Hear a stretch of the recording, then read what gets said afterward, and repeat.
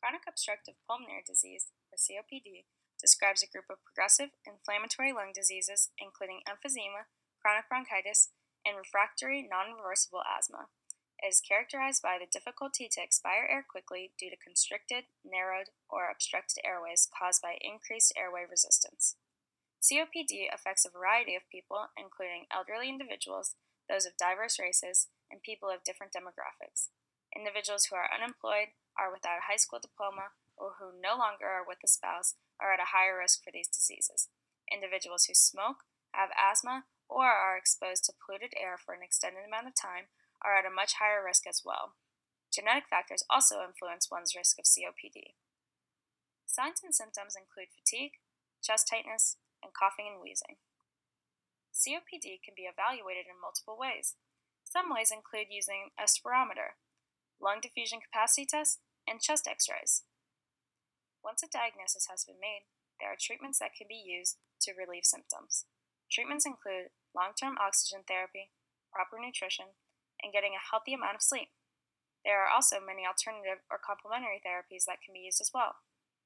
Some patients with COPD report feeling a sense of blame from others, and may also blame themselves. There is often feeling of guilt and shame in relation to this diagnosis. Patients may feel deserving of their fate and may possibly believe that they are not deserving of the resources available for treatment. These are tragic misconceptions that we hope to correct through our program. The financial implications associated with COPD span far beyond just the individual who has been diagnosed. The families of these patients are also significantly impacted, with costs up to $4,000 each year. Additionally, COPD impacts society as it increases our national healthcare costs, which accounts for an estimated $32.1 billion. There are current government policies at every level, including national, state, and local. On the national level, the FDA has the authority to regulate tobacco products and to force manufacturers to pay user fees and sustain public education media campaigns to target youth prevention and cessation. There is also a current initiative called the National Action Plan, which is meant to empower COPD patients, families, and caregivers. It equips health professionals with the knowledge on how to properly care for people with COPD. On the state level, states can opt to participate in the increased Medicaid expansion to low-income U.S. adults. The goal of this is to increase the prevalence of COPD diagnoses in socioeconomically disadvantaged groups. Local initiatives for support services includes consultations, education, counseling, and behavioral support to treat tobacco users. Lastly, at a local level, there are smoke-free laws. These laws make it possible for businesses to decide if they want to allow cigarette smoking in their facilities. Places these laws affect include restaurants, bars, college campuses, government buildings, community buildings, airplanes, and many more. So what can we do? We have designed a community prevention program to combat the prevalence of COPD. This program will target college students at James Madison University because we know how vulnerable people are to succumb to the peer pressure of smoking in college environments. Both smokers and non-smokers will have a reason to be interested in our program due to the negative health implications that are followed by smoking and its adverse effects. We will be able to reach this audience by educating them through JMU's wellness passports. These passports are required for health classes, so many students will have incentive to attend. Our sessions will provide snacks and free merchandise to market our program. These free items will increase awareness and bring attention to COPD and to our program. The stakeholders and community partners we would like to involve would be James Madison University and our local hospital, Sentara Rockingham Memorial Hospital. This issue is significant for JMU and RMH because the students' health is of a main concern. RMH should especially focus on students' health because they are their primary patients. We would also involve organizations to partner with us in our education program. Nonprofit organizations that we are interested in include American Association of Respiratory Care, American Lung Association, and the COPD Foundation. We also want to involve JMU's Institute of Innovation in Health and Human Services, or IIHHS. These organizations are well developed and well known, so they can help us get our message out to the community.